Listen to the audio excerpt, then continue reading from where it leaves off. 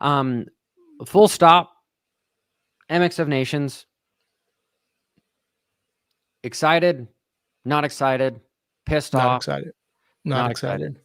Yeah, I don't see Chase coming back and racing, He because of shouldn't the with a team. concussion like that. No way. No No, you way. got the concussion and his shoulders jammed up. So if he's going to have to get that worked on, like Seth is having surgery tomorrow, and he said it in the press conference, he's just trying to get ready for 2016 or 2020, 2016. He's looking forward to getting ready for 2026.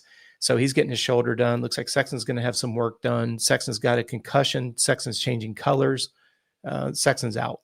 So, like Tomac said, and I loved how he approached the question in the press conference, if you're not enthusiastic to be on the team, then don't be on the team. But then you're back to the idea, Kawasaki's never supported designations. So it's not like we're going to see anybody from Team Green jump over there. Of course, we still don't know what's going on with Prado. Where does he end up? But we know the Kawasaki program doesn't look too good right now. Mm-hmm. You look at KTM, he's leaving them. So Justin Cooper, RJ might be the best ticket. RJ on a 250, Justin Cooper on a 450. You bring up a good point. You bring up a good point. Both those guys are riding the wheels off of a 450. So who do you demote to the 250?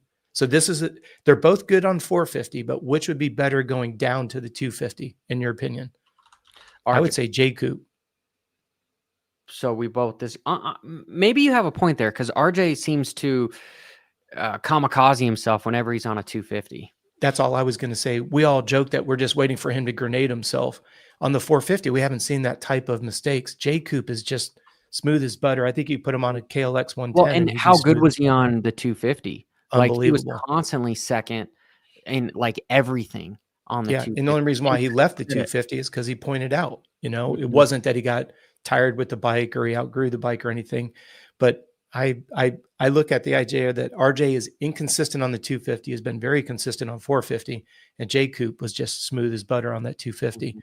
And that's the only. But dude, as a proud American, I'm almost like, this is the first MX of Nations that I've been invited to, and now I'm like, do I even want to effing go? Because you know what? I'm gonna take back what I said. I think if RJ and Coop would agree to go, I think that I would have high hopes on that because they're both riding extremely well. Yeah, I mean J Coop came in with the red plate to SMX.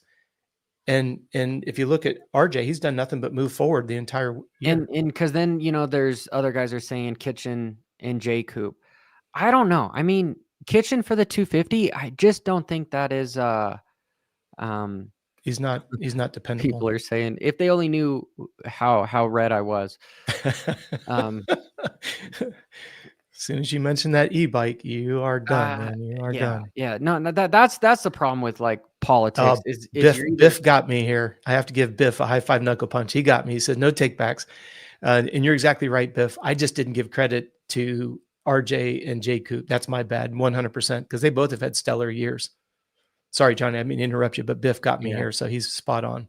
No, I just find it interesting that